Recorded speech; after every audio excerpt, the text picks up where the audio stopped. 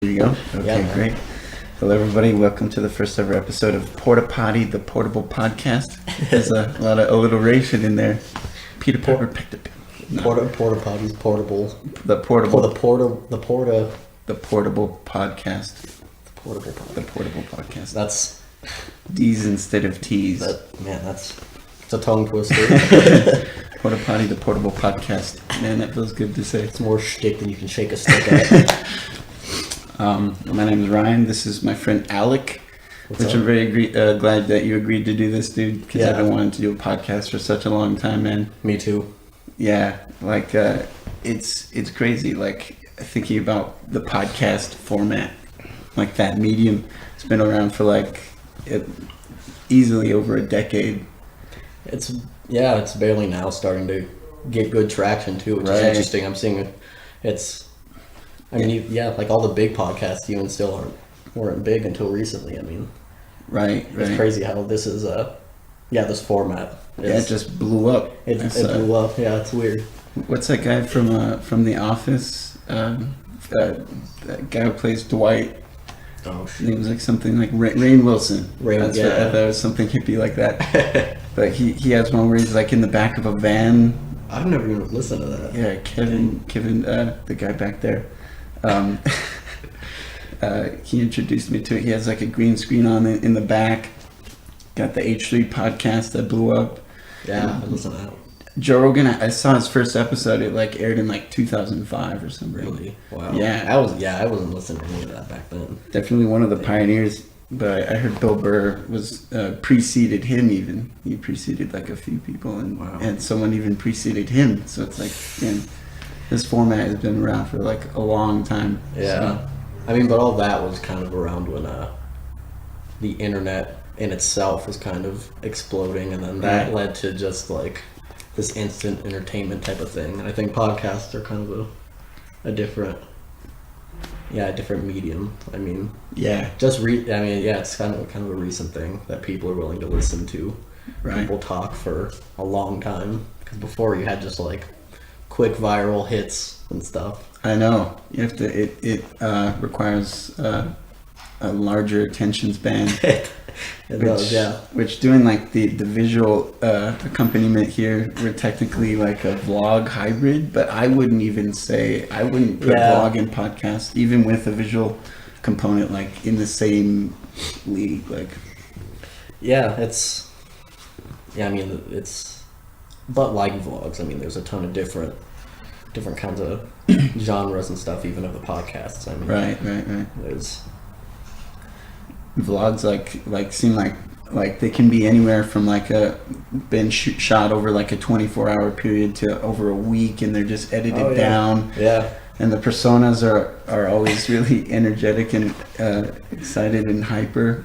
Yeah, I mean, me and my friends have wanted to do a vlog, but the issue we run into is like what we were saying before, what you were talking about before, was it seems kind of fake. Like there's always this like weird persona going on. Yeah. I don't really want that. Yeah. In any of my stuff. So it'd be like, am I just on my own entertaining enough to? Right, I know. Or do I have to be like, what's up guys? How's it going? Because that's not who I am in the slightest. Yeah. I mean, no. I'm like the antonym of that character. I know. It feels weird even to like introduce the podcast. Having to like have like sort of like a little bit of a host persona in there. Yeah, like talking to no one, but you're talking to people. Yeah. Yeah. Right. That kind of just. Yeah, that's weird. Right. It is. It's odd. It's like odd. Like people sitting here talking to a camera. Like that's weird. It is kind of weird. But while people are listening, I don't know what's weirder. That people are willing to sit and listen to it. Yeah, it's an interesting thing. I mean, I don't know why I like listening to podcasts. I listen to a ton of them. Yeah. And it's weird. I mean, like you can just sit down for like 2.5 hours. Yeah, hours and hours. And it goes by quick too. It's weird. It's weird how it engages all the senses too. That's exactly. Yeah, I mean, I'll sit and watch YouTube videos or listen to the podcasts that are 3-4 hours, and then I'm like, I just zone out into it, and then I'm like really into it, and then it's over, and you're like, shit, I just wasted 4 hours of just I know. sitting there. Is like Rogan your main go-to, or? Yeah, Joe Rogan. The Views podcast is a like a comedy one of these two YouTubers. That's a good one that I listen to. Chris The View? Views. Oh, Views. Yeah. I was like The View. Barbara Walters. No. Yeah, Joe Rogan, Chris D'Elia. I mean, yeah, I feel like everybody listens to Joe Rogan's podcast. So Yeah. Such an unoriginal answer. I wish I had some like weird esoteric thing to say, but no. Yeah, it's just that. And I mean, and it's because like Joe Rogan is like such a great interviewer. He's like right there with like Howard Stern, and you know he doesn't sway. And even if he agrees, he plays devil's advocate. Yeah, that's what I enjoy about it. He's willing to like flesh out everybody's ideas. I think that's really what's gotten that popular, and that's something I'm starting to see a lot more with people in general. I think like both. I don't know if you're familiar with like the intellectual dark web of people like Brett and Eric Weinstein, Sam Harris, all these guys. I mean, it's a kind of a recent trend, even though all these guys are completely Ben Shapiro. Yeah, all these guys hold completely different values and stuff, but what they have in common is that they're willing to sit and discuss all these things, and I really admire that and try and shape the way I view things in the same way. Though it's hard because we all have our opinions and biases towards things. Right. Exactly. But yeah, I think that's why a lot of people kind of gravitate to Joe Rogan and these people is everyone's just kind of sick of like cable news and all this like sensationalized stuff going on. Right. It's like looking through the world like in a vacuum or something. Yeah, exactly. Yeah, it's good to like have like a civil discourse and be able to, I don't know, I haven't ever really seen anyone sway anyone else. It's very rare, but it is, yeah. But at least they're like willing to like concede to the other's rationality into how they came to that stance on that issue or whatever. That's how I am. I'm usually just, I mean, I've definitely been swayed and changed my opinions on things just by, I mean, people don't think that works, the civil discourse and sitting down and like just speaking in a civil manner, like they think that doesn't work. You have to like be crazy and like show that you're passionate or whatever. I mean, it's the people who have swayed me are the people who have like shown me respect regardless of how much we disagree on things, and I'll be willing to say, okay, well, yeah, I'll listen to you then. Right, exactly. But yeah, if people are just going to shut you down and yell at you and be like, no, you're stupid, which happens more often than it doesn't. I mean, you have Twitter. Yeah. I don't know how often you're on Twitter, but it's bad. Yeah, it's crazy, man. All the ideologues, I guess, if you can call them that. Not to sound like superior to them. But I am. No, I'm just kidding. No, but it's crazy. The people who aren't willing to listen or to even concede into the other's rationality, and if the other has a rationality that differs from their own, they're evil or they're negative or they're this or that, and it's it blows my mind.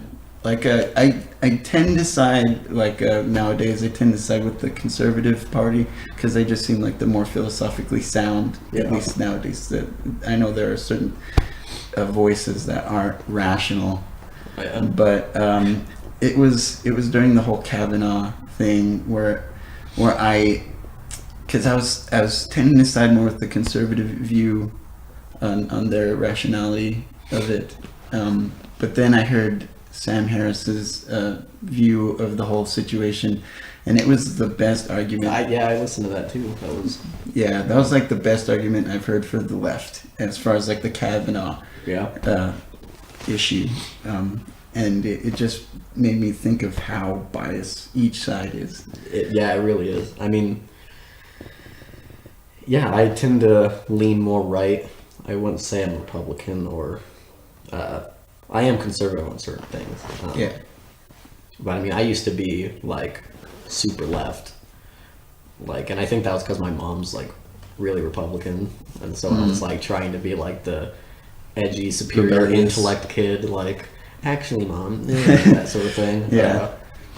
And then I swung the complete different direction and became like really right wing, like own the libs right wing. And then were there any like particular voices that like brought you to the red side? I think Ben Shapiro, my mom, because she, yeah, I think Ben Shapiro was kind of the first conservative voice I like. I mean, he's, regardless if you agree with him or not, I mean, he's a very concise speaker and a great debater and whatnot, so it was pretty easy to sway my younger mind full-fledged in that direction. But again, after I was exposed to people more on the left, Sam Harris, Brett and Eric Weinstein, these kinds of people, they started like kind of pushing back to the same intensity that I was hearing conservative viewpoints, and it really made me like start to think about all this stuff, and it kind of ended up shoving me kind of in the center a bit. Would you say like you're libertarian almost? Yeah, I'm a right-leaning libertarian. I think like politically, where I disagree with libertarians would be defense spending. I'm more conservative on that side, and the topic of abortion, I'm more on the right as well. But other than that, I think yeah, I'm really socially liberal. I mean, gay marriage and stuff, I'm like, yeah, right on. Legalize weed, gays and everybody can do, yeah, let's, you know, keep the government out of that aspect of your social life and stuff. Right, exactly. And Ben Shapiro is like the same way, like talking about taking the government out of marriage, and he's very socially libertarian. Yeah. I remember there was this website, I went on it a couple years back, and you take all these, you answer these series of questions, and then at the end it really concentrates your specific political party that you belong to. And when I took it at the time, I think it said I was left-leaning libertarian, probably because of my views on education and drugs. But I'm not sure what it would say now. I don't know, because I'm still, as far as like drugs and education, I'm still in the same circumstance. But most people, I think, are left on drugs. I think about nowadays, even the real conservatives are kind of just like, all right, you can have it. I think I'm kind of, I don't know, I'm probably in the minority, because I think that all drugs should be legalized. I'm with you on that, actually. Really? I was actually just talking about this recently with some friends.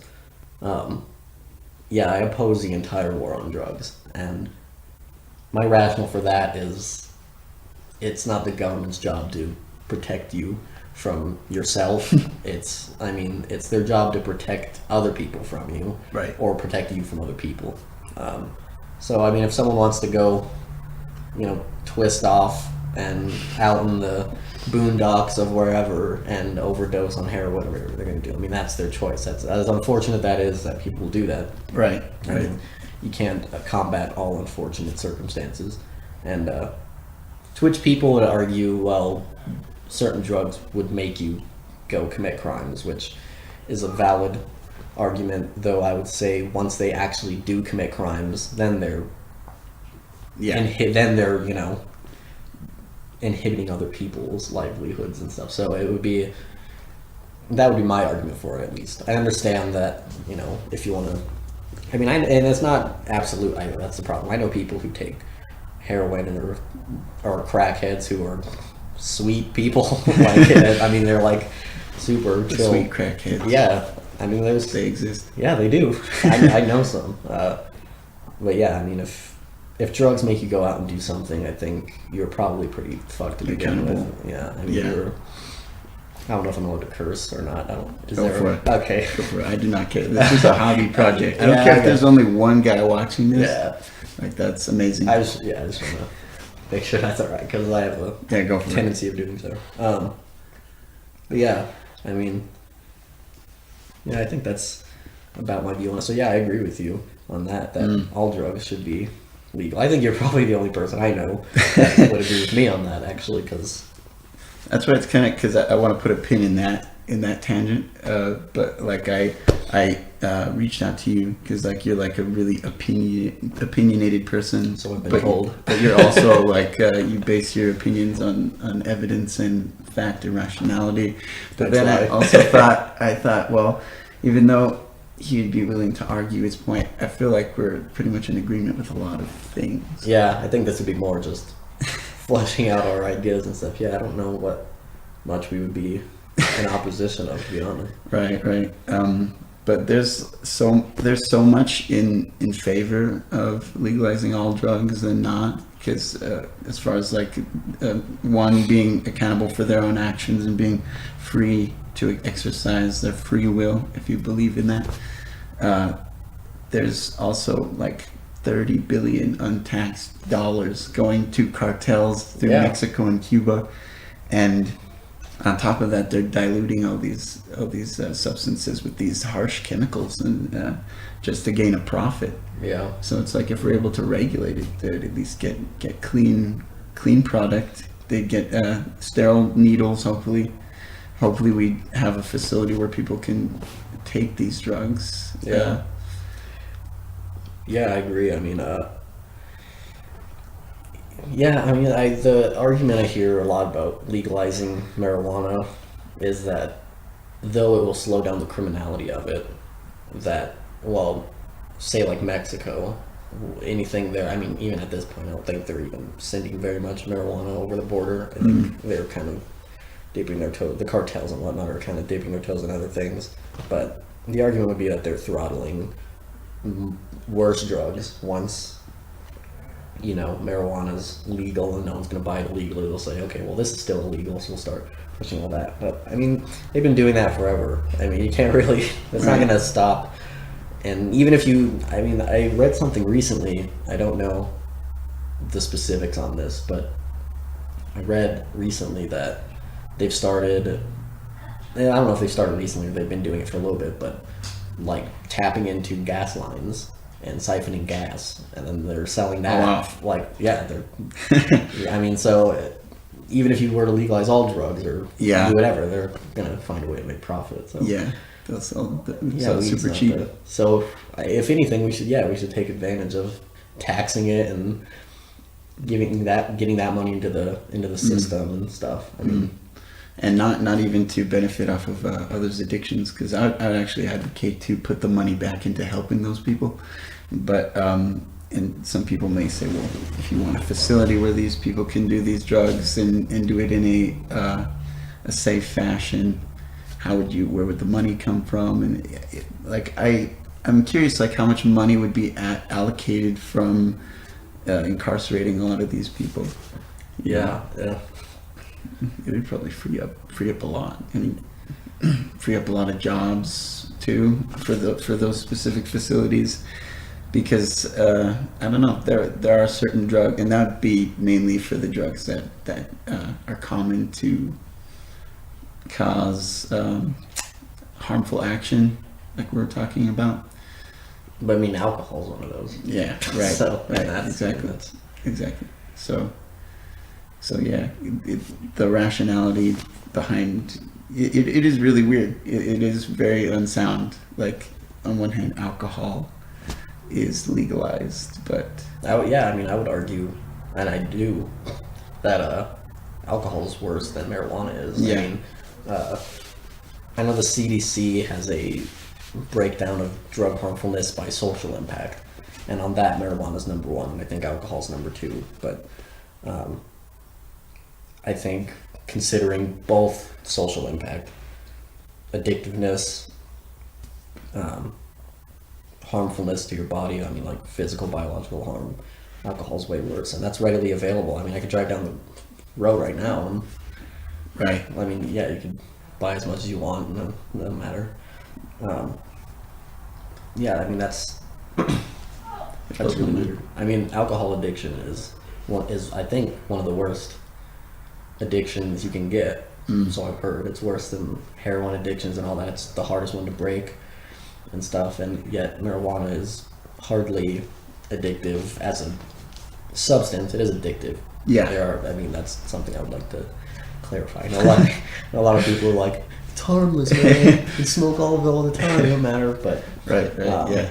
And in terms of Not a substance, completely harmless. yeah, in terms of a substance in of itself being addictive, it's not all that much. In the context of other substances. Yeah, it's not addictive in the same way opioids and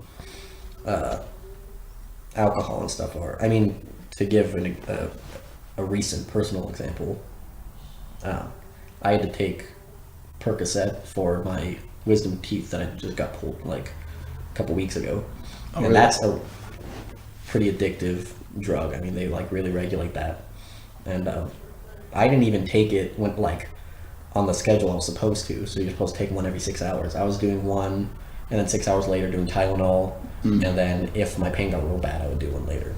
That's good. And I only did that for maybe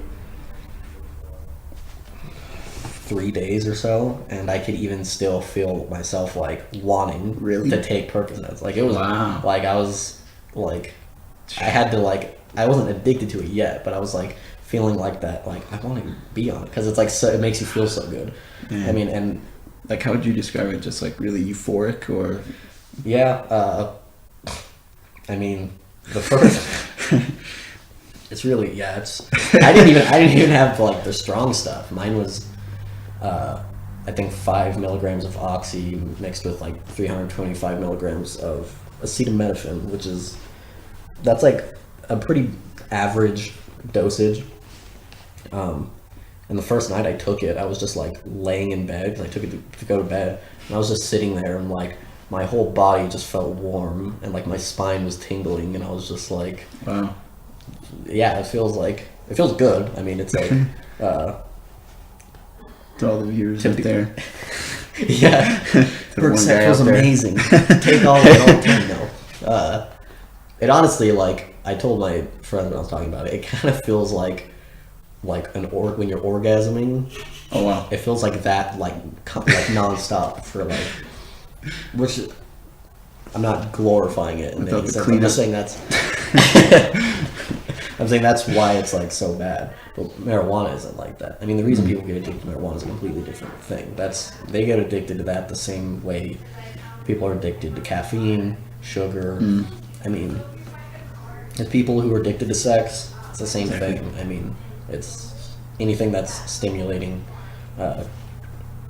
your dopamine. Or cell phones. Yeah, exactly. Cell phones. I mean, there's studies about that people attribute likes and shares and stuff to like they get like a dopamine response, which is the same thing that caffeine, sugar, junk food, all that stuff does that people get addicted to, and that's why people end up being addicted to phones. And I'm kind of guilty of that a little bit. I mean, yeah, me too. I try to a degree. Yeah, I try and not be on my phone all the time, but even though a lot of people would probably compare me to like a 40-year-old dad or something, How do you use this thing? I like live under a rock, man. I didn't know that Stephen Hawking died until like 2 weeks after the fact.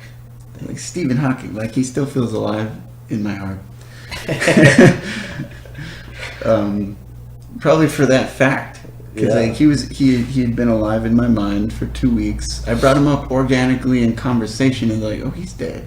And you're like, what? He died 2 weeks ago. I was like, geez, man, I'm living under a rock.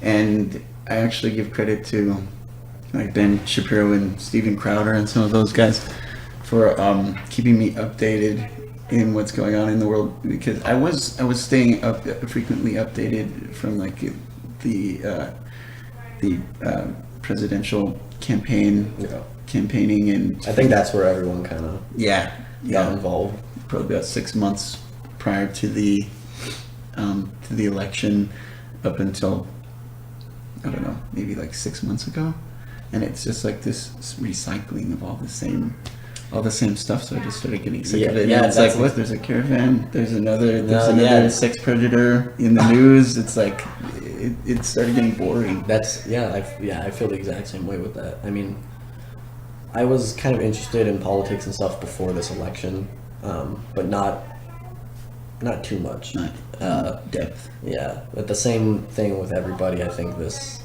past election and everything leading up kind of like shoved everyone into the thing. And I already like politics anyways, so I was like, heck yeah, get to discuss this and whatnot. And it's mainstream. Yeah, it's a mainstream thing. Literally everybody's talking about it now. I wish nobody would talk about it. Right. And like and I still really like politics and politics, religion, all that stuff, all the controversial things nobody really wants to debate, but everybody does. I mean, I really like all of that still, but I can't just with the average people online and even in person sometimes. I mean, it's exactly. I've gotten burnt out on it because, like you said, it's like the same cycle over and over again. I mean, Yeah. I don't think there's been a late night TV show since the election that hasn't mentioned Donald Trump's name. Oh my gosh. It's like every single time I tune in, and it's like I get he's. Yet you hate him. I get he's kind of. He's a character. He's kind of. I mean. He's kind of dumb in like a. I'd vote unconventional. I'll be on record saying I voted for him, but I'd argue he's a genius. I think his IQ is at least like 155. I think he's a genius in like a different way. Savant. Like, yeah, he's not like a.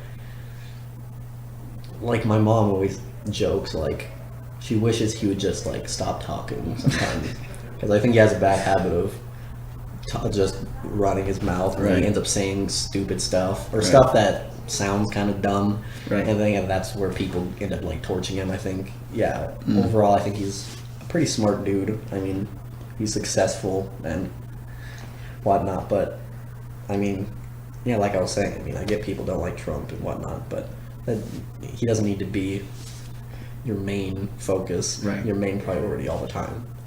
And I mean, people who work in politics and people who adamantly enjoy politics, like me or anybody else, like we don't like obsess over it all the time like these people seem to be doing. It seems like the people who are like not even involved in any of that are the ones that are constantly just like either on either side, just like either fuck Trump or all hail Trump and lock Hillary up and whatever. And I mean, everybody I know who works in politics. I don't get the irrational support. Like, I wouldn't say I'm against or even 100% for Trump. I base all my rationality on a case-to-case basis. That's how I am. I mean,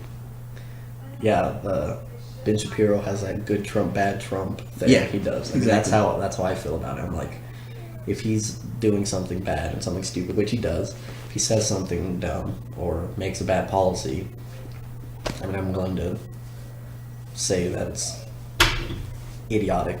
But when he does good stuff, praise him, and that's such a that's a big reason why. And it seems common sense too. Yeah, it seems. Things.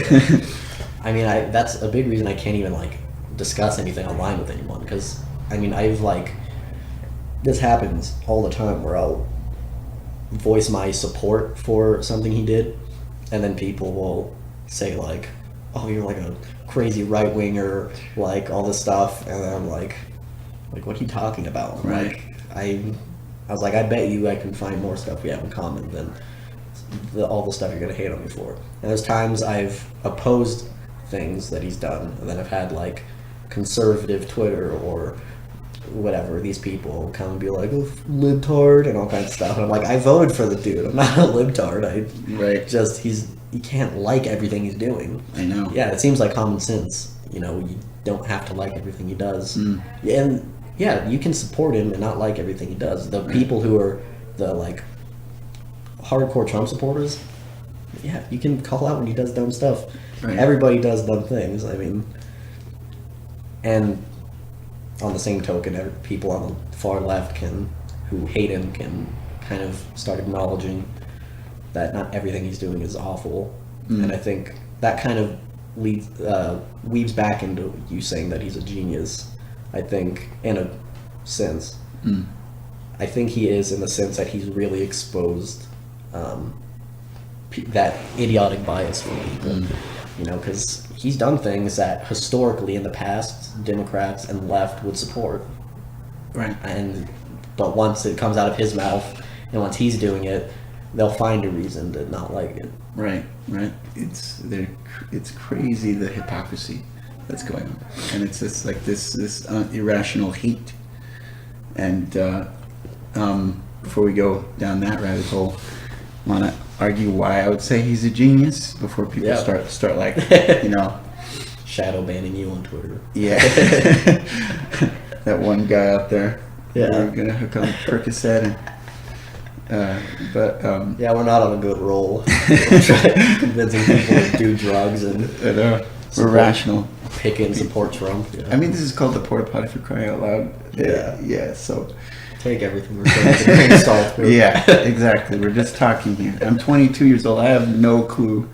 Oh yeah. Though I wouldn't go as far as to dismiss anything that I or any young person has to say, but to even take just everything objectively, what Trump has done, to get into New York real estate, and then not only New York real estate, but Manhattan real estate alone is like not impossible, but a very difficult feat to do. And a lot of people condemn him by when there's that famous comment of him saying that he took a small loan from his father of $1 million. Yeah. When they're like, that's not a small loan, blah, blah, blah. But there's a lot of these multi-millionaire like actors and actresses and musicians who have tried to start a business or a company with the millions that they have, and it's gone bankrupt. Yeah. Like, if someone gave you $1 million, could you turn it into a multi-billion-dollar? I wouldn't even try. I would just invest it or something. Right. I mean, yeah, $1 million is a lot of money, but compared to what he did with it, I mean, that's like someone giving you $100 and you making $1 million. That's incredible. I mean, exactly. It's this. I mean, yeah, it's the same thing. It's like that by itself is like, what? And to turn himself, there's so many billionaires in the world. I know maybe 3 of them, which is Gates, Warren Buffett, and Trump. That's probably all I know. And maybe Zuckerberg too. Is he a billionaire? Yeah. Okay. Yeah. I think he's worth $30 billion. I'm not sure. Jesus. I'm not sure. But those are the only 4 that I know of, and each of them have tied themselves to something that's socially relevant. Like Mark Zuckerberg with Facebook. Bill Gates with Microsoft, of course, and Warren Buffett. I give it to him that anybody knows his name. I don't know what he's done. That's weird. I just know him as a really rich guy. It's like, what? He's 80 years old, so he's had time to get his name out there. But Trump to get famous through real estate. What? And genius of making his name marketable, putting his name onto everything, and then to come in to the Trump or to the president campaign and say the absurd things that he's been saying. And I think every word that comes out of his mouth or through Twitter is premeditated. I think this is, which is speculative. Yeah, it's speculative, but he speaks very simplistically. And he speaks about very controversial topics in an oversimplified manner. And he speaks in a way to where even a child can understand what he's saying. Even the child may disagree, which is crazy. Yeah. The utilization of Twitter, a lot of people condemn his overusage of Twitter. But he's like I imagine, like, if Abraham Lincoln or any of those or the early presidents had Twitter or social media or the internet, they would utilize it. It's a tool. I think, I mean, if anybody thinks like Ronald Reagan wouldn't have used Twitter, I mean, he was basically doing what Trump was doing in terms of like almost sensationalizing things on purpose to get a reaction and stuff. He just didn't have the luxury of Twitter and all these things. I mean, if I agree, if these presidents were alive now or had Twitter back then, they'd be tweeting. Yeah. Like, we just dismiss a lot of things as, oh, that's tradition, or You know, it's like, what? Tradition? This is a tool. What are you talking about? You know, it's like, no, I don't want to use a chainsaw. I want to keep using an axe because it's traditional. Like, what? That rationality doesn't really... I mean, JFK used television when it came out. FDR used radio. I mean, these are very intelligent presidents to utilize the new mediums to come out. And for Trump to go against... I mean, to run in the conservative end, there was so many different politicians running for the conservative candidate. I liked a few of them too. Right. I think that some of them were pretty good candidates, but... And to debate these people on television and be the candidate for the Republican Party, you know, and he kind of lucked out with Hillary being the Democratic representative. I think he did. That was one thing. That was... Well, yeah. I mean, I think if Bernie Sanders had been put forward, I don't think he won, to be honest. Trump? Yeah. Yeah, I don't think me Trump would have even won. And if he did, it would have been a much harder race, I think. Right. And that's... I mean, yeah, I just today was talking on Twitter with this girl about the Trump and Hillary and stuff, and it was a discussion about female presidents and stuff. It was something dumb, but I mentioned that Hillary Clinton ran one of the worst campaigns, one of the worst presidential campaigns in history, to which this girl replied, I would like to see an example of how she ran the worst campaign in history compared to this guy who said like racist and all this stuff. And I said, well, your proof is that she lost to that guy. Like this guy was saying stuff all the time that was seemed like it would bury him almost. I mean, even if like, cause he was, I mean, there was like crazy stuff that came out, and even if like that grab him by the pussy thing, I mean, like, even though I'm not like up in arms about that, cause it seemed like just two guys being stupid. Locker room talk. Yeah. Like this kind of. Right. Exactly. Yeah, I mean, I could definitely see how that would in any other. There's a dog trying to get in. Oh. That's alright. If I could, yeah, I mean, if what was I saying? Shit. Hillary's.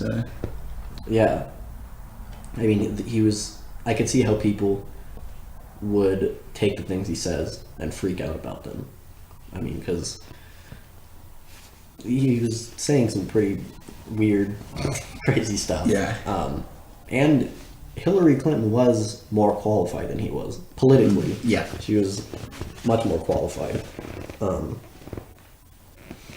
But yet somehow, even being more qualified, saying less crazy stuff, not even of like the political sides, like the policies that they were speaking of. I'm just saying like all the news coverage and everything. The fact that she lost to Donald Trump is surprising in that it shouldn't have been that bad. Like it, all things considered, she should have won probably. I mean, again, Are you saying if Trump wasn't the conservative representative, or? I'm saying if Hillary Clinton wasn't so self-sabotaging. Yeah, if she wasn't so self-sabotaging, and maybe if Trump wasn't the Republican candidate, yeah. I think, not to cut you off from what you're talking about, but I think like the amount of free media coverage that he received, I forgot what they said. They said a figure of how much free coverage he received, and it was in the billions. Oh yeah. That's why I think his absurdity is premeditated. Yeah, that's and definitely part of it. I think he speaks absurdly even now to solidify a second term. That's what I think. Yeah. I think we're going to see kind of a rehashing of the election come time for re-election, in that leftist media is going to start spinning everything. Yeah. And going out of sabotage themselves, man. Going out of control, and then Donald Trump's going to start saying and doing things to heighten people's interest or outrage, because it's all working in his favor seemingly. Yeah, I think. Yeah, I agree with that.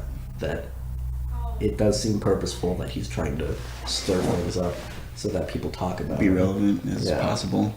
And it's that shows to me more of kind of this, not to be rude, but kind of the stupidity of mainstream media, leftist media, and all these people who are like, they're falling into his trap. It's so obvious, and it's so easy to just not report on it or not blow it out of proportion like they're doing. I mean, it's so easy to just. And there's so much stuff going on in the world. There's so much news you could cover. I mean, it's not like. Well, it's actually kind of a vicious cycle now that I think about it, because everybody's obsessed with, like I said, everybody's obsessed with politics and Donald Trump and stuff now. So they're probably doing that for ratings too, because everyone wants to see what the bad orange man did. And so everyone's going to tune in, and if they're getting the ratings, they're going to keep reporting on the stupid stuff that doesn't matter, and then that's going to end up helping Trump. So it's I think it's all those facets kind of working together perfectly to help him out. Even I heard Hillary Clinton told certain media outlets to talk about Trump as much as possible to expose how absurd he is. Yeah. You know, just giving him even more media coverage. And it's like, well. But yeah, I think either, I don't remember which one it is, either BuzzFeed or College Humor, one of them.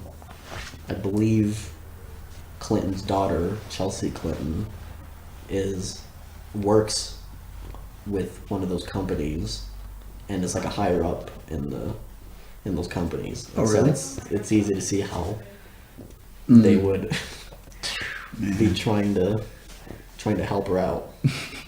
Right. And in turn not helping her, doing the exact opposite. Right. And I always thought that the media was being so hyperbolic, and it makes sense too, with the birth of the internet and the boom of social media and the caliber of these mediums that exist, like YouTube, that the audience is being drawn elsewhere. So they're just on the last piece of luggage in the middle of the ocean, trying anything, to get someone's attention.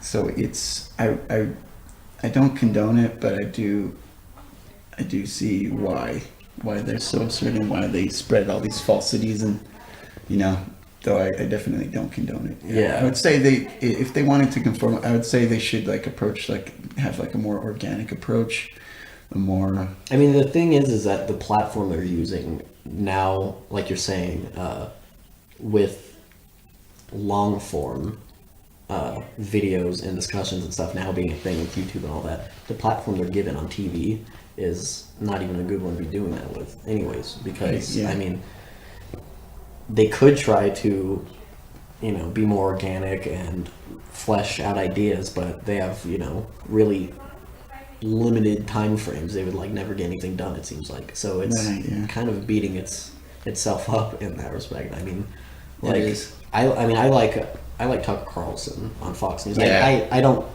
like Fox News very much. I don't like any mainstream news, to be honest. Right. Just certain voices. Yeah, certain people on these things. And for Fox, I really like Tucker Carlson. But even his show, I mean, it's really entertaining to watch because he's a funny dude and he's smart. But even still, it's like it leaves you wanting to hear more from him and the people that they have on the show. And so I end up having to go listen to long talks that he does. And so I think that it's going to be kind of hard to fix the issue because, just like I said, the platform just is working against them. Right. Which they're trying to conform with posting all the clips and things on YouTube, but they're posting a lot of false clips, a lot of false information, at least a good majority of them, or they're being hyperbolic or whatever it is to get better ratings. But and then I was going to go on a tangent and I forgot what I was going to say. But it just I always thought that the way the media was portraying the way the left portrayed the right and the way the right portrayed some of the left, like some of the guests they would get were kind of caricatures of each political party. Yeah. And I always thought it was like looking through the world in a vacuum, through like a vacuum lens, you know. But even locally, like even recently, this man on Facebook, he's my friend on Facebook, he always posts just these far left posts. That's like 98% of what he posts. Yeah. And there's this guy who posted on there, and he seemed like a very rational guy. And I thought, oh, he posted on there. I didn't know he thought that way, which is fine, you know. But it didn't seem like his character. And he was actually defending Trump in the post, Yeah. in a rational sense. And he got torn to pieces. And it was locally, man. They were targeting his intelligence. They were targeting his morality, and they're just libeling this guy. Yeah, which is ridiculous. Locally. Yeah, I mean, yeah, that's kind of just part of the mob rule, I guess, is they're gonna either beat you into submission, or you're just gonna abandon any sense of rationality you had just to conform to them, or you're gonna be a complete outsider and get the shitty end of the stick all the time and be berated by people. I mean, it's kind of shocking because people on the left and the right can look to people on both sides of the aisle and find people who are going to rationalize the opposition. I mean, there's people on the left who will rationalize and defend things Donald Trump does.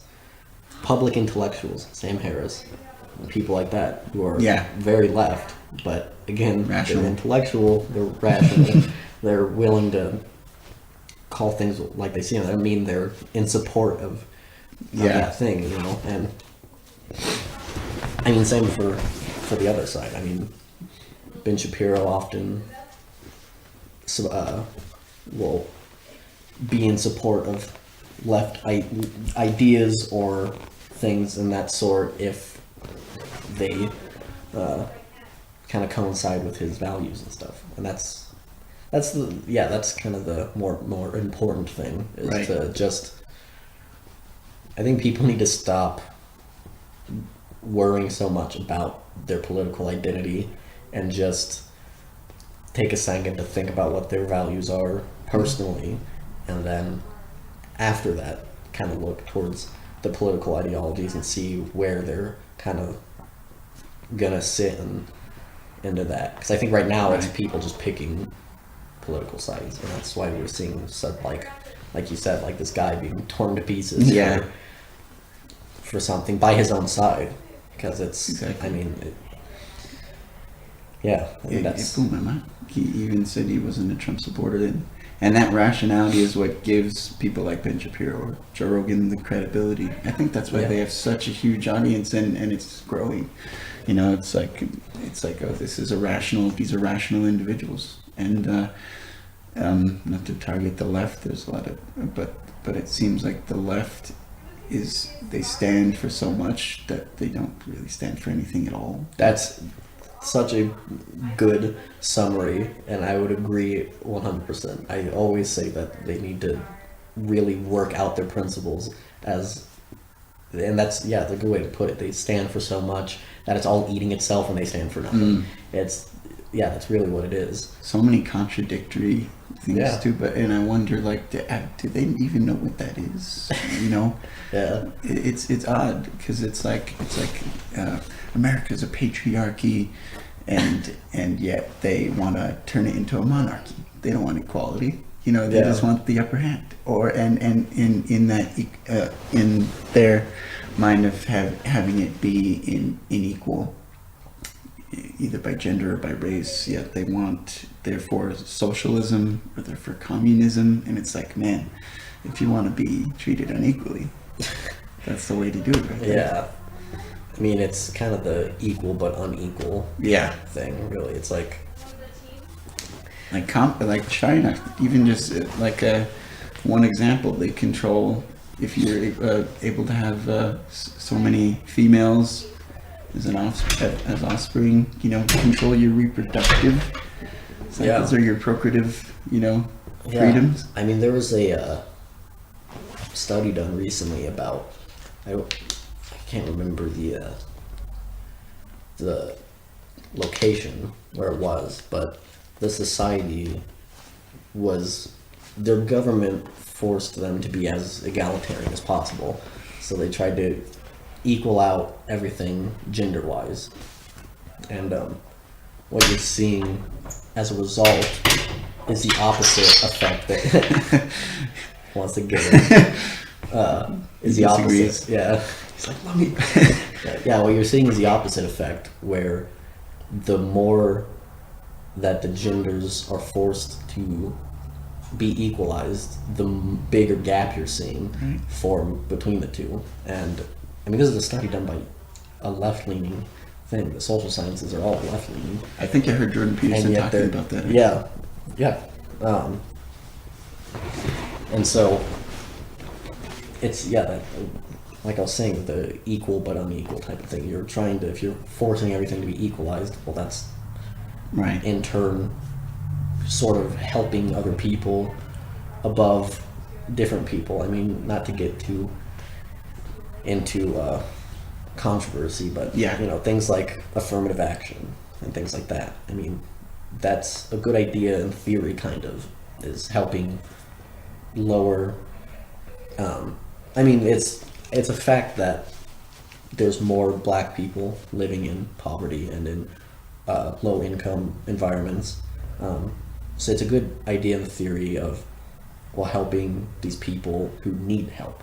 But it's so vague in just that any African American it's basically it's actually oppressed or a victim. It's actually almost racist, because the assumption is that all black people anywhere, no matter what their circumstance, they're like not as privileged as anybody else. And so you have people who are growing up in, you have African Americans who are growing up in high income neighborhoods, families.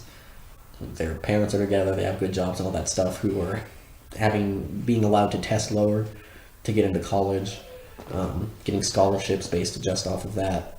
I mean, it's that kind of thing, because that's the idea, is to help equalize opportunities. There's like always that discussion always of opportunity of equality of opportunity and equality of outcome. Yeah. So I mean, I support the idea of equality of opportunity. Everybody does. Yeah, exactly. But it's he's like, no, quality of outcome. Why is your buddy's dog such a crazy leftist? He's really opinionated. You can spade. You can take him of his testicles, not of his opinions. Maybe that's why he's got no testicles. That's why he's a libtard. No. Heyo. Heyo. Yeah. I mean, I guess that's kind of the end of my thought. Right. Yeah, I was gonna talk about equality of opportunity, not of outcome. Equality of outcome is impossible. They say, in that study done in that country, whatever, they're talking about the very unequal in outcome, and it's crazy. Yeah. Even in trying to make everything equal, just people are different. People have different inclinations. Yeah, biologically, physiologically. Yeah, we're bound to be different. Not even just in gender. I mean, individuals within genders or within races are all. I mean, I really like what Marcus Aurelius said. He said, "We're not related, or it's not body or blood that links us, but mind." And it's like, that's very true. And it makes me an individual. It's like, I may be more Caucasian, but I can't represent all Caucasian men. You take a sample, you take 100 Caucasian men, you'll get 100 different individuals. Yeah. Take 100 men, you'll get 100 different individuals. Yeah, the one thing that links all of us is the one thing that's separating all of us into individuals. It's our individualism is what we all have in common. Yeah. Ironically. Right. It's the fact that that's the only commonality that should be being pushed. That's the only, I think,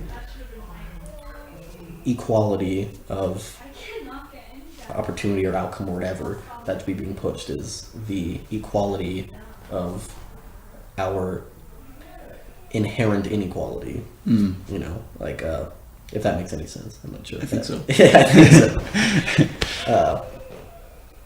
Yeah, I mean that should be basically what I'm saying is it should be. We should support the individuals more than we are, rather than the group identity and the tribalism going on that we've ranted about this whole time. Exactly. It's just, it's really sad, honestly. It is. I wish more people would just be like themselves. Right. Ostracizing different groups, and in that example you gave earlier, how condemning Hillary's campaign strategy, and then she automatically labeled you as this far right wing conservative, and she knew everything about you. Yeah, just exactly. based on that one comment, and you know, that's the antithesis of rationality. It's I don't know. I don't get it. I don't get it. I really don't get it. It seems common sense to us, but not to seem superior, but you know, it's odd. Yeah. The polarization in this I mean, country that's going on. I mean, it's not even like, it's almost not even like posturing superiority, because I think, I mean, I am guilty of doing it as well. I mean, I've like caught myself kind of assuming that people who disagree with me are on one side or the other. I mean, I've like had that thought, if not said something to them, and then I always try to like catch myself and bring it back, like, oh no, they're, I don't know really where they're standing on this, and then I'll proceed to ask questions or try and understand what they're doing. So I mean, it's not even like, it's common sense. It just seems that some people are not engaging with it as much as other people, for whatever reason that may be. I don't know. I'm not qualified to talk about. It's always like psychology of man. Right. And it's the outspoken ones, you know, that put a caricature on the people who belong to a certain political party, which I'd like to think that the majority of people are rational. You know, the majority of people don't like to engage in that, or, you know, even just that example of that man posting a lot of leftist posts on Facebook. He's like extremely vocal, so he just adds to the credibility of the caricature that's being put on the left for an example of a leftist. But I don't know. Again, it's like seeing everything through a vacuum. It's weird, but it feels like we should start embracing other human beings who have a differing opinion other than our own. Yeah, I think. So before we go too far away from this, I think the internet and social media and all that's a big kind of reason as to why this is an issue, I think, because there's such a disconnect from people. I mean, and so I do agree that I think most people are rational people.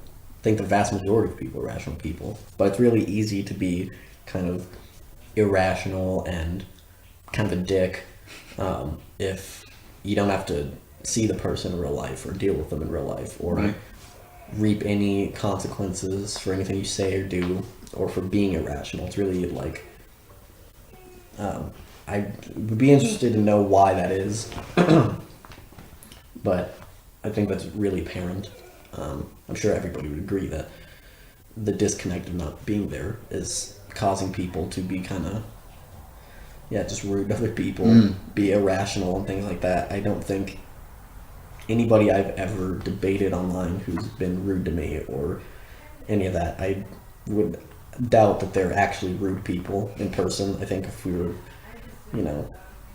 standing there face to face, I'm sure we would both be nicer to each other and rationalize a little bit better. And, Right. I mean, I've experienced that in real life. I mean, I have friends or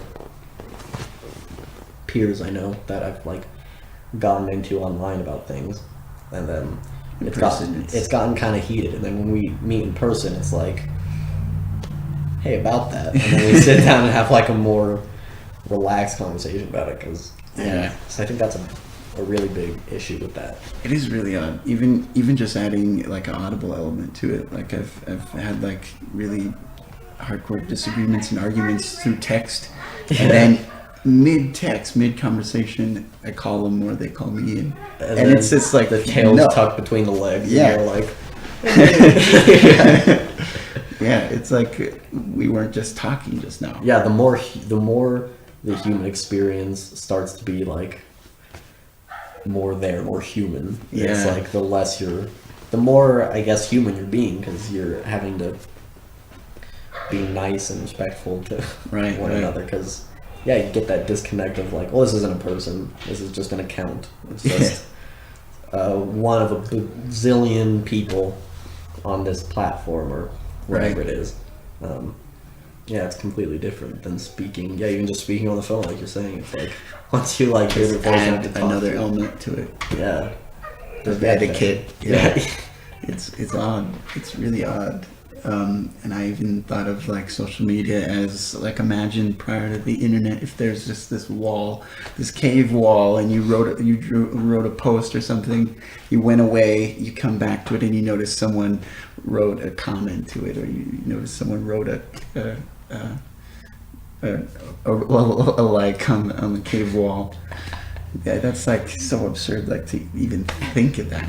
But it's like when people in our pockets inscribe like something on like a stall in a bathroom, and then someone's like crosses it out, and they're like, no, fuck that, and then you go back and you see, and you're like, oh, though that honestly has like more meaning. It like when you'd see like the textbook conversations of the book that you read for the library, and you'd see all these comments in there over the years, it feels kind of cool. Yeah, it's like how would you say, like a what are they called? Like a artifact. Yeah, all these artifacts in there, rather than. But when I see like a post from 5 years ago, it's, sometimes it's interesting to see what people were doing 5 years ago, the exact same day. But I don't know. It's not the same. It's not as warm. Yeah. If that's it's not as like euphoric or nostalgic. Yeah. I think even as a stall conversation. Yeah. Bathroom stall conversation. The euphoria of a bathroom. Yeah. I think that's a clip right there. Oh man. Yeah, we're getting into some deep things. I am really starting to think about a lot of that. That's all kind of encompassed on just how social media and this instant gratification of everything is really it's dumbing people down. It's making people just more depressed, anxious, rude, just all kinds of stuff. It's so unfortunate. It's the technological advances now are the greatest thing ever. They have the potential to be the greatest thing in history, but it's the human element mixed with it is just still adapting to it. Yeah, it's still adapting to it, to where there's like, it's weird. I'm not old enough to think back to when the internet was like coming out. I remember being little and having like a shitty desktop computer and playing like little games on it. Yeah. But I know like when MySpace was a thing and stuff, like people of all ages were really cautious about what they're saying, what they're doing, what they're posting online. And now it's like, it's at a weird point where it's so ingrained and everyone's just so used to it that it's like, oh, just like they're at like, and I do it too. I'll post stuff and I'm like, I probably shouldn't have posted that. Like that's something I could just save for my friends or something. But at the same time, I want to be like authentic to. Yeah. I want to be like the way I want. To what you. Yeah, I think too many people online are like really different, and I want to not be like that. I want to be like if someone talks to me or sees a thing in a post online, like, I want them to be able to, once, if they ever were to see me in person, be like, oh yeah, that's that dude, that's how he thinks, how he acts, what he thinks is funny, like all the stuff, how he speaks on topics and stuff. So, I mean, it gets me in trouble sometimes 'cause it's a little too blunt. Right. But which is also why I reached out to you. Because I'm blunt. Blunt, but credible. Yeah. Facts. Well, thank you. Yes. Yeah. I feel the same way about you. I mean, Thank you. Unfortunately, you don't have like too high of a presence on social media. I wish, because you're a little 40-year-old hermit. Yeah, man. Like, even when I engage in, like, when I see something that kind of, I hate to use the word triggered, because I hate modern slang so much, or the common modern phrases that we use today. I hate them so much. What is same? What is that? I have such a bad habit of saying them ironically to be stupid, and then like gets ingrained in my, it becomes part of my vernacular. Like, and I'm like, God damn it, I'm saying like shit. That's the same way with me with just saying same. I do that too. I would do that to be like, or like lit.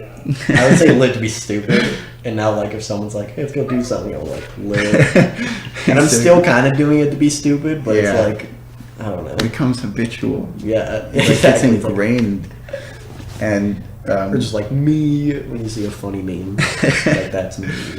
Exactly. But even when I just engage in like certain debates, like, or not debates, but someone will see something that's kind of aggravating on Facebook, and usually I'll get involved if they speak majoritively, and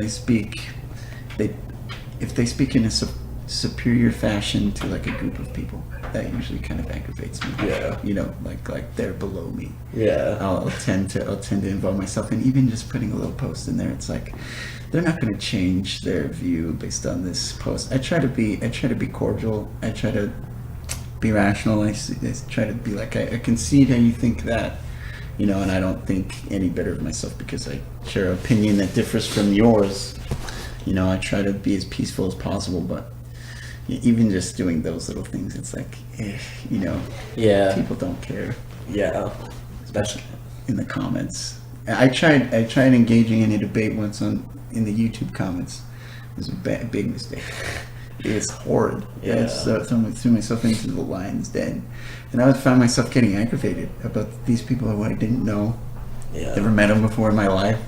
Yeah. And I was like thinking, wow, you know, just through texts, and they don't, you know. Oh, go ahead. I think. Well, no, I was just gonna say. I think you being agitated by that is almost a good thing.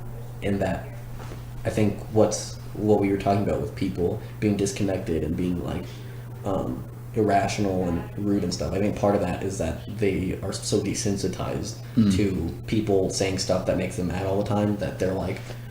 Like you're saying, like, oh, these are people I don't know and stuff. Well, I think it kind of goes like too far in that they just don't care because it's like, I don't know any of these people. Fuck them. Like they don't matter at all. And so I think, I think you being like agitated with it is like actually like a more human reaction to, as much as people want to pretend like, oh, I'm made of stone and nothing bugs me. It's like, no, stuff bugs you, and it's, I mean.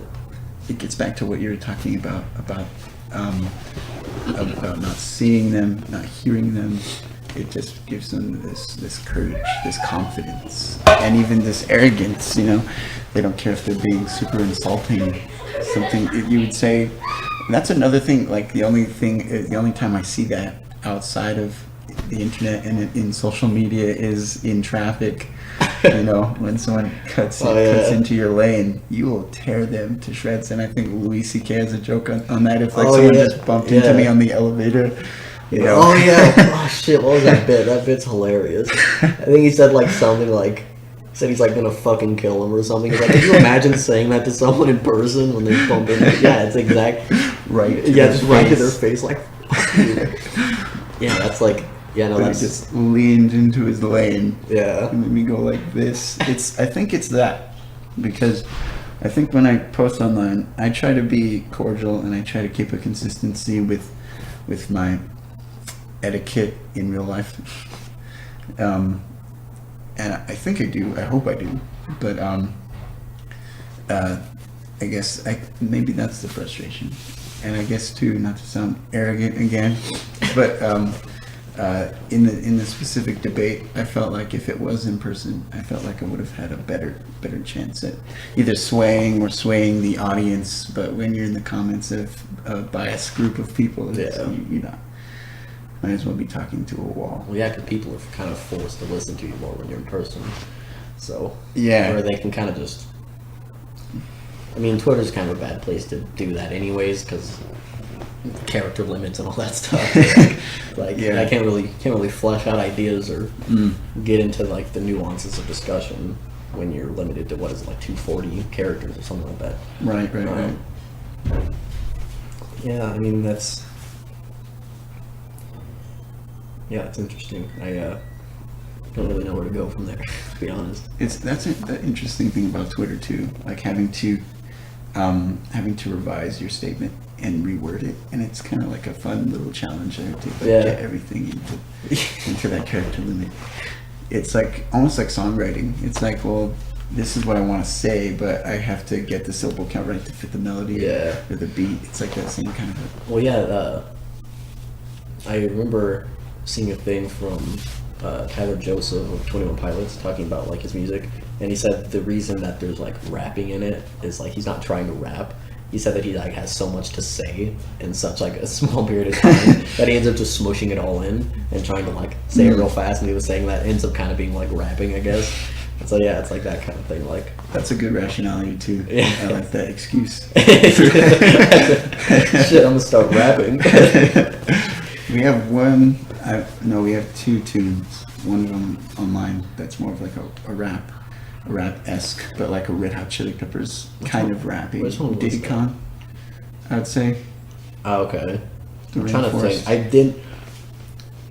I didn't like. I'm not good with like the names of the songs because when I listened to it, I just like played it. Yeah. Just played the whole thing through and wasn't really paying attention.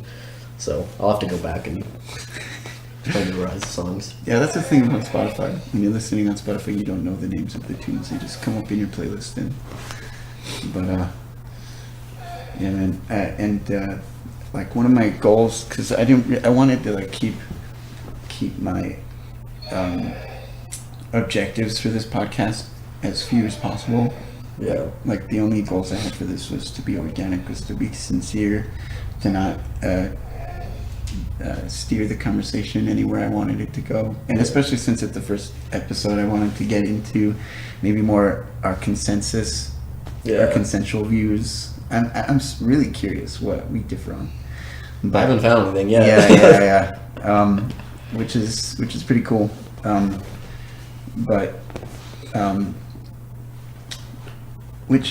wanted to keep like the podcast a little bit more laid back, you know. Yeah. It's working because I'm forgetting that we're being recorded. Yeah, me too. I actually kind of want. Is the battery still good? 18%. We might need to switch it out if we want to go any longer. Do you want me to switch it before we? Yeah, sure. Actually, I need to use the bathroom. Maybe. Okay, right. Yeah, I'm gonna. I'll switch this battery out.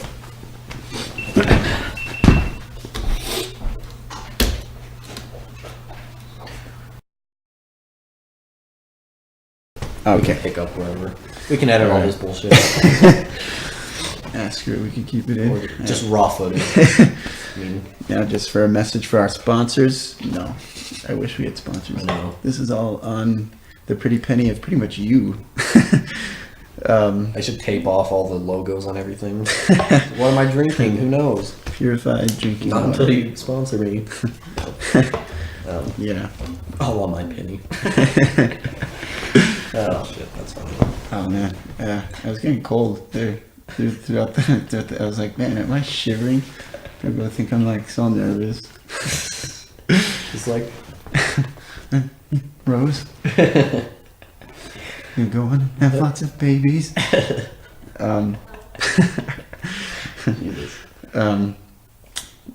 Titanic reference for all of you out there. All you youngins. All you youngins. You DiCaprio fans. All you younglings.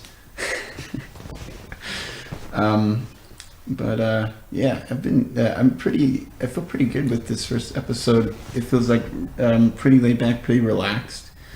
Yeah. Which is what I was hoping for, because I want to do a lot of these, and me too. You know, like if it didn't feel relaxing, or if I felt like I was having to put on this facade or something, and to see your persona or your personality change over time, like I'm kind of curious what it's like to be a vlogger or a YouTuber. You know, having to try and be entertaining all the time, or be funny, or you know, it has to bleed into, you know, them, how they are off camera as well. Yeah, I mean, like I said, sort of at the beginning of this, like me and my friends have wanted to do a vlog type of thing. I think that as a group would be easier. As a group, because like it's one of the, like everyone's more confident anyways when they're with their friends and they're all kind of, you know, vibing off of each other, right? And making it fun that way. But yeah, as like these individual people who are just holding a camera in their face and like doing, you know, whatever it is. Yeah, that's like so weird. That would be so unnatural for me. I mean, like, I can't be just a jolly, like... Look how interesting I am. Yeah, I can't do that. I'm like almost like introverted in that sense. Like I would hate to be like forced into the center of attention. Yeah. Like I'm alright with being the center of attention if it's like my choice to be. I think that's virtually everybody. Yeah, right. Yeah, I don't like it. Like, me too. I don't even like getting like presents because I have to like react to them. Yes. Like, I always tell like people, I'm like, I swear, I like your presents. Like, I'm just not like someone who's like, oh yeah. Like, I'm like, I could literally like love the shit out of something that I got, and like my thing would be like, oh sick, thanks man. Yeah. And then like you're like, is it really like that? like people think I'm like being a dick or something. Like only like my brother really gets that, I think. Like, and even like my mom and everybody like laughs when I like open presents and I'm like, thanks. They're like, do you like it or what? But like, it's weird, like even to like show a sense of gratitude, it almost feels like, is this too much? Does it feel like I'm being fake right now? Yeah. I don't know. Yeah, that's why I don't. Yeah, that's why I don't apologize for not being like, oh, yeah, all the time, because it's like that's not really how I'm like reacting to things. Right. It's just like, yeah. I'm the same way, same exact way. That's why it's so weird. Like I think this is my limit, because I rarely take a photograph or really get on camera, you know. So it's like, this is like facing my fears right now. This is honestly, I don't like the sound of my own voice or being on camera all that much. I'm fine recording myself drumming, like, before I could go into like a bunch of like pretentious deep reasons for that. But like just me as like a muscles ripple is showing off my mad skill. No, but yeah, I mean, other than that, I don't like seeing myself recorded on things. I'm just like, ugh. I mean, thankfully, again, this is so like relaxed that I'm forgetting that it's being recorded. Hopefully I didn't say anything that I'll regret. But no, I doubt it. Not at all. Not at all. Yeah, it's all been very rationalized, and I hope if someone who shares a different opinion could concede to not only yours but both of our opinions, and I think that's true. And we haven't really gotten into any deep water into it. I never try to approach any topics that I don't know anything about, or little to nothing, you know. Yeah. Otherwise, I'm just being really speculative, or, you know, though it's. I mean, that's fun. It's fun. Yeah. It's fun. I mean, if I have a theory or something, I like sharing it, you know. But it'd be like me trying to give like a psychological lesson, or I don't know, a college lecture. Yeah, exactly. Like Jordan Peterson said, when you're doing a lecture, try as hard as you can not to refer to your notes. No in excess amount than what is required for that specific class, so that you can just banter and just go on to tangents and just have a cohesive lecture in front of the students. And too, if they have a question, you can answer it in real time, and it's really lucid and really fluid. But I don't know. I don't think I have a teacher's mindset. Yeah, neither do I. I just like absorbing information more than anything. I think that's kind of why I'm kind of centered, because I'm always taking in so much information that I'm like, how do I rationalize all this? And I mean, I have my own values as a person, but I do still like to entertain, ideas that I disagree with or have never heard before and things like that, and try and shape the way I'm holding my opinions on things. I mean, I couldn't teach people things. There's a certain empathic ability with it to where you can conform to the person, because I think I have this habit of applying my perception to other people. I project it onto them. So I'll think, oh, I'm not going to do that to them, or should I do this because I don't like that, or if a circumstance happened to them, I always just have this fallacy that they rationalize it the same way I do, or it's like an unconscious thing. So to teach someone, I would teach them in a way that I could understand it, but I don't know if I can conform to the way would be easiest absorbed for them.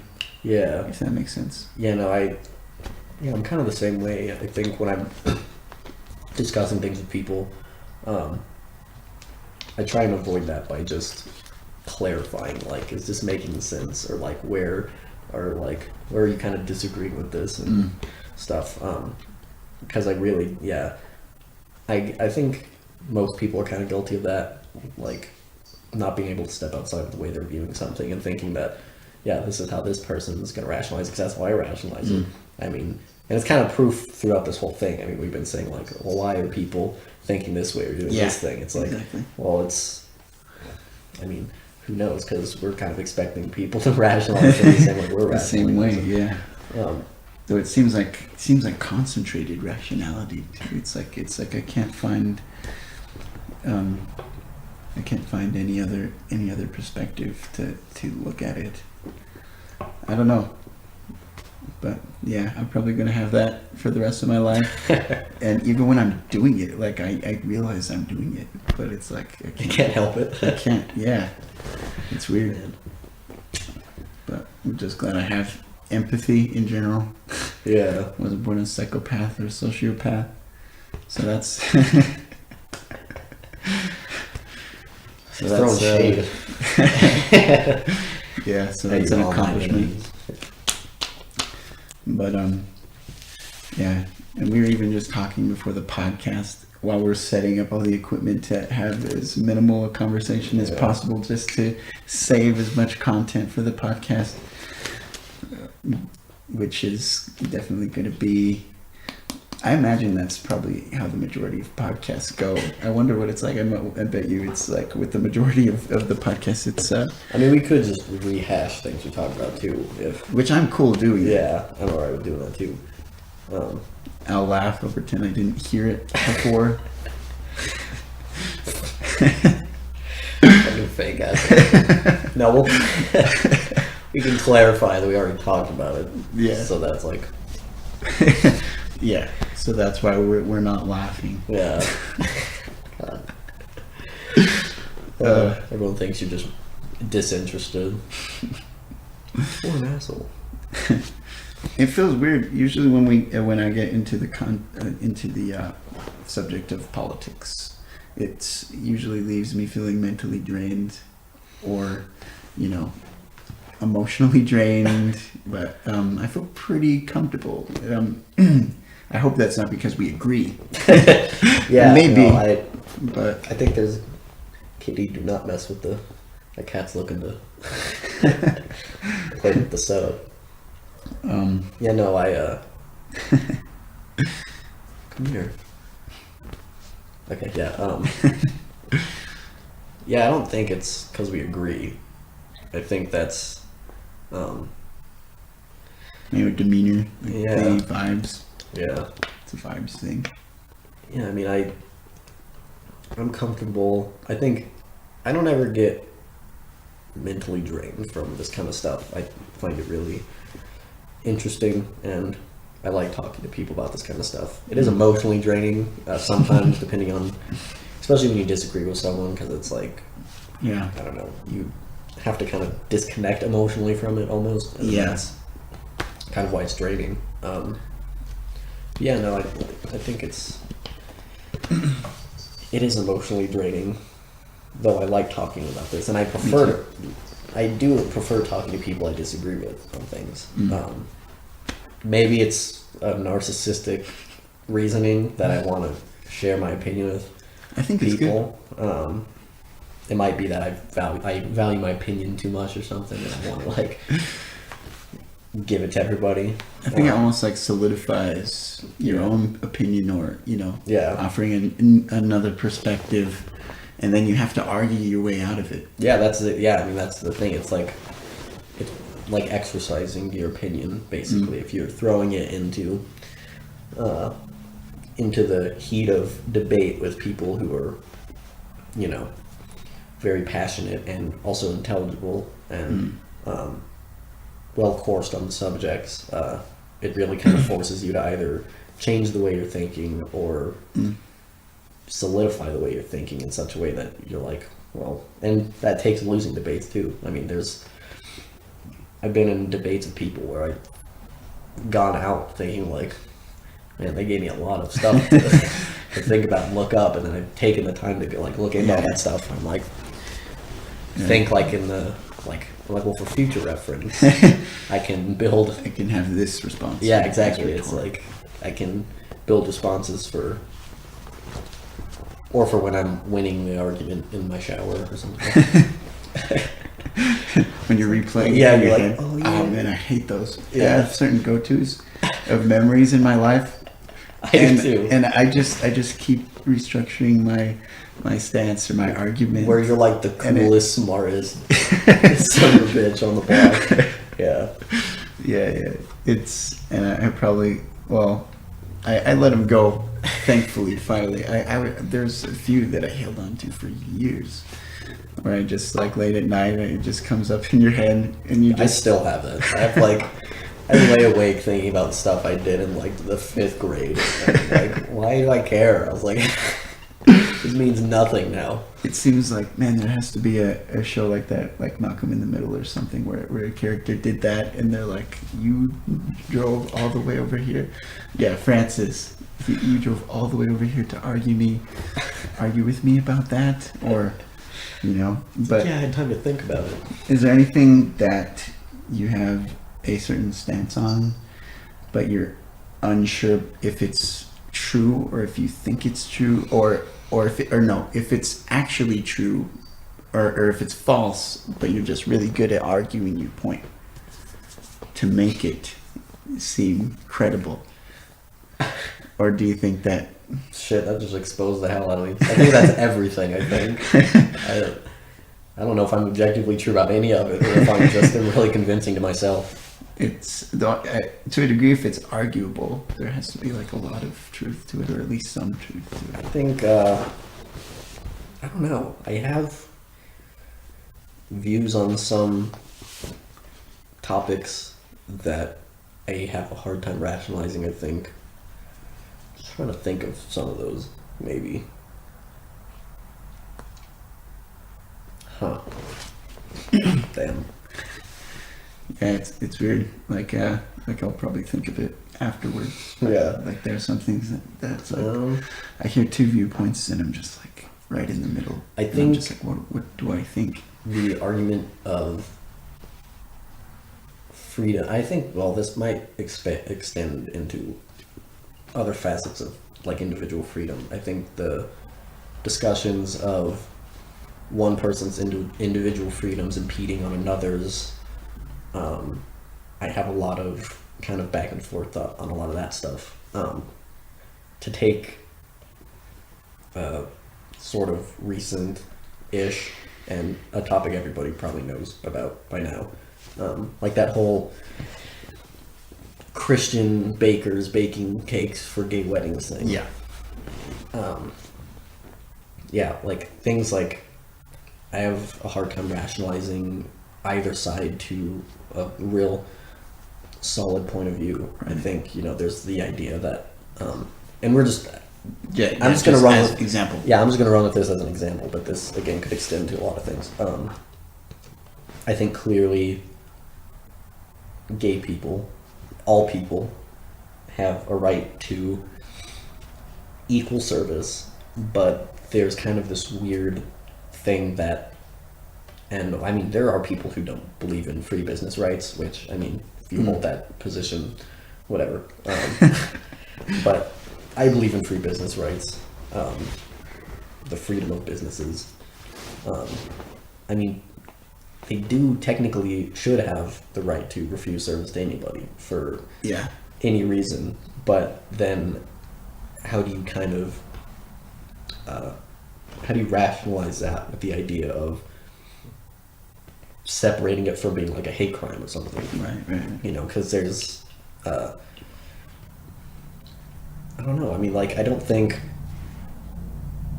black people or gay people or anybody for any reason should be any reason outside of their control should be denied service for anything. For that reason, I guess. And it kind of just gets into this murky circular argument for myself where it's like, well, they can deny anyone service, and then it's up to hearsay if it was a hate crime or if it was just because of this thing.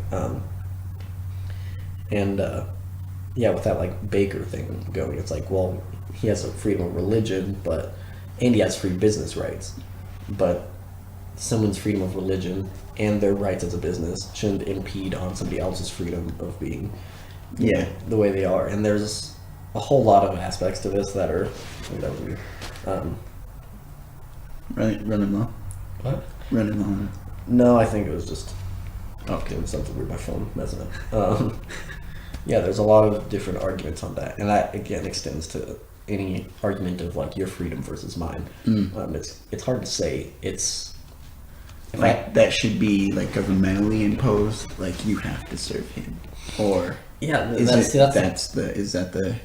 that's kind of the problem, right? It's like, well, if they're forcing people to, because if it's like, well, no, you have to serve people regardless of how you feel about it. Well, then that's not really your freedom of choice to do things as like an individual, as a private business. Obviously, if you're like a big corporation or something and whatnot, it's kind of different. But I don't know. Yeah, that's a good example. Yeah, that's really that's one of the main things I have a hard time rationalizing with, and I constantly debate people just to try and help position it in some direction. Right. On a base level, I think just easier said than done. I think people should just not be assholes to each other. Like as far as like staying on that example, I think that they should have a right to refuse service, but I'm glad that that sort of thing is socially condemned. Like that, and I was morally. I was gonna say like they just shouldn't be assholes about it. That's kind of what I'm like on the base level. Just it kind of encourages people to be, the fact that is, like you said, that's condemned in of itself is telling of and I guess that would mean I'm more in support of business rights in a free market, in that, if someone does something to a certain group, well, if everybody doesn't like it, they can not go there, or they can, protest it. You have a right to protest people. Right. They can, do whatever they want to condemned the business for that. Yeah, it's just it's unfortunate because it gets into territory of, again, kind of like hate crimes or things like that. Yeah. None of us want happening to individuals. That's like the thing on free speech too. Like Yeah. you can't say anything that what is it that demands action or whatever. Yeah, any call to action. You can say you don't like Jews, but you can't say go out and kill them. Yeah. I mean, Which- you could say any racial slur in the book if you wanted to. Yeah. The thing is although I don't condone violence to words, though you have the right to say something, it's like you should be expecting some sort of repercussion for that, even though it's your right to do so, because if people are going to disagree with you. If people are going to disagree with you, there's going to be repercussions for that. I mean, there's already systems of repercussions for that in society. I mean, you as an individual can say whatever you want, but a business that you're working for can fire you for anything that you say. Right. Yeah, so I mean it is like the free speech thing is kind of on the same thing. Right.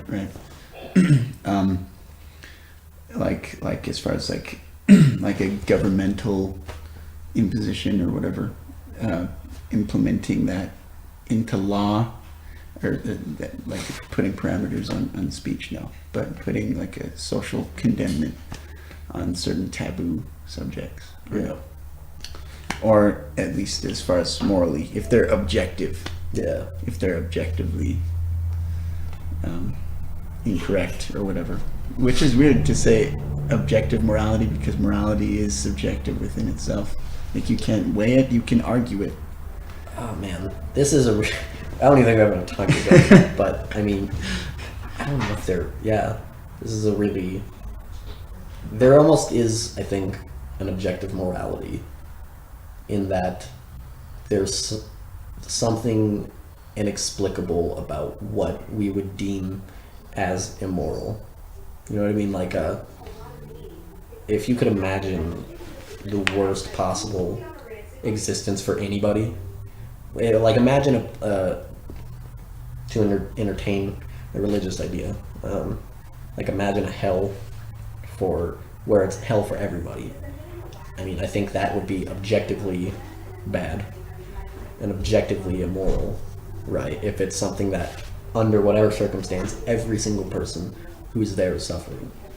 I think that's probably as far as an idea of objective morality would stretch, because there has to be a kind of common understanding of what bad would be, what immoral would be, but at the just personable level now, I think it's more subjective. I mean, it's hard to say that Western ideas of morality are superior, or Judeo-Christian views of morality are superior to like the Middle East, where they have like a completely different concept of morality, almost.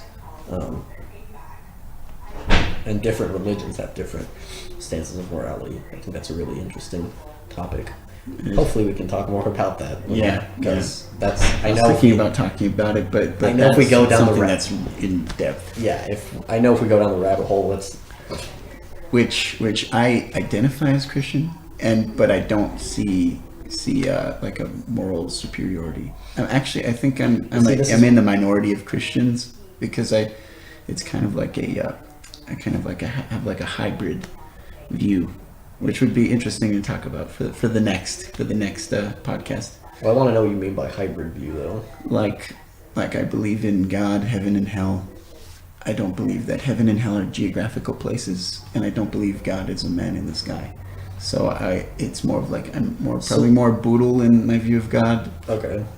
Like it's God's like an energy, like a collective intelligence. Would you say that you're like an agnostic Christian, in that like you don't know for certain what what the after, because you're saying you don't believe that like heaven and hell are like geographical places Yeah. or something like that, or that Yeah. God is some magical fairy in the sky. Yeah. I think But I would you do say that believe you're this. kind of an agnostic Christian in that you don't necessarily know for sure, but it's just kind of your belief system? No, I know for sure, at least and this may seem kind of arrogant, but at least I have the highest indication that this isn't the only perception that we'll have. This isn't the only consciousness that we'll have. It's weird to say afterlife, because what even is Yeah. life at that point? Because So I we're think talking this is about where- consciousness. I think this is where we disagree. Where we disagree. Great. On towards the end, so we'll have to get into it more. But Which is because such a shame, because I really love to get into that. I'm an agnostic atheist, meaning I personally don't believe in a higher power or the idea of heaven and hell or anything, though I don't claim to know Right. what any of it means. Are you leaning more towards either side? I'm leaning more towards No. being atheist, I think. Being atheist? Yeah. So do you think when you die that is the conclusion, Well, see, that's Of your the thing. I don't know. I mean, that's where the or at least your agnosticism- indication, or My- your inclination? It's hard to say because there's no. I think the idea of consciousness transferring somewhere, or your consciousness staying alive after your physical body's dead, that is a possibility that. I mean, we don't even know enough about what consciousness is. We virtually don't know anything about what consciousness truly is, so it's hard to say in that. I think I can say for certain that I disagree with religious identity in groups. That you can concede to that, or To what? or to religious groups, or I'm saying I disagree in the idea of just I'm trying to politely I lost with the the sanctimonious wording. I mean, like the idea that there's Christians who are a group who believe a certain thing Yeah. and have a certain teaching of the way that you're supposed to live. And the same thing with Judaism and Buddhism and all that branches of Christianity. I mean, within Christianity, there's a whole bunch of different things. Yeah. Right? I mean, Yeah, there's yeah. there's Baptists, there's Catholics, there's this and that. I disagree with the group think of that idea. Me too. I've kind of,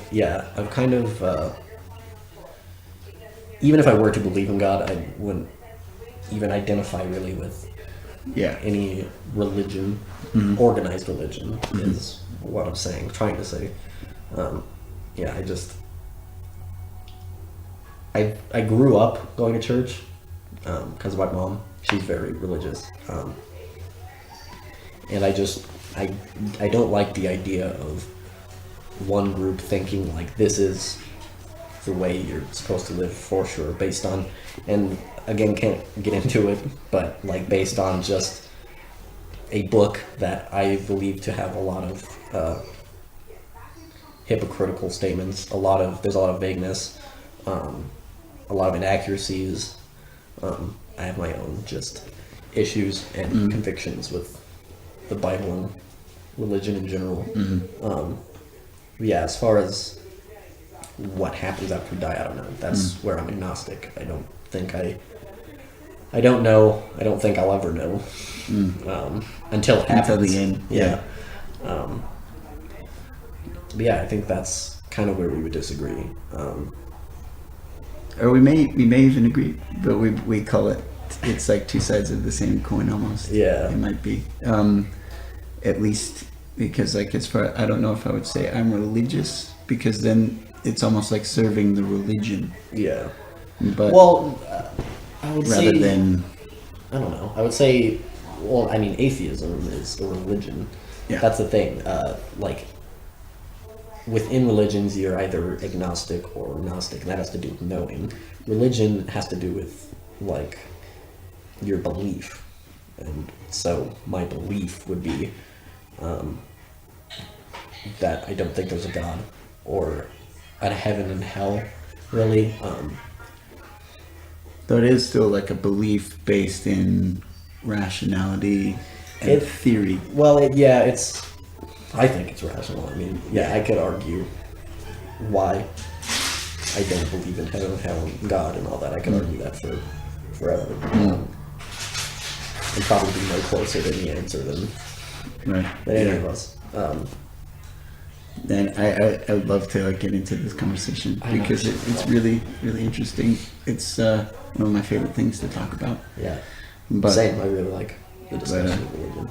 And that's, I guess, how much time do you think? Yeah. We should probably end it, to be honest. We're kind of getting close. All right.